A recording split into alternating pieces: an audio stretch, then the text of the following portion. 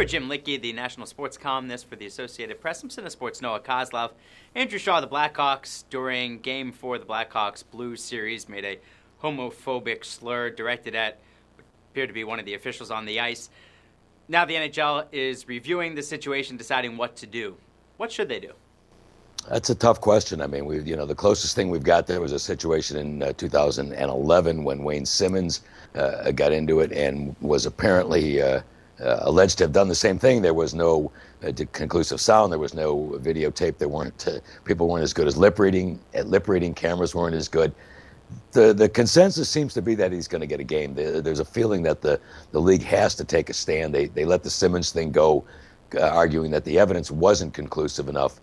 This one's pretty tough if you look at it. Plus, there's a little prelude where it's skating to the box. He puts up a two-finger salute, so he was clearly angry. Yeah, and I equate it to how the NBA handled Rondo this year when he made those comments to Bill Kennedy, who's a gay official and outed Bill Kennedy, and he got a one-game suspension.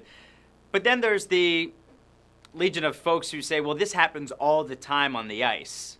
But again, that doesn't make it right. No, I don't think there's any question. The league would sanction individuals in cases where it's conclusive. In this case, I think again you've got too much video evidence for the league to just ignore it. Number one, but number two, the timing is kind of bad. The Blackhawks had just signed an agreement with the gay advocacy group. A couple of the players had actually appeared in public service announcements.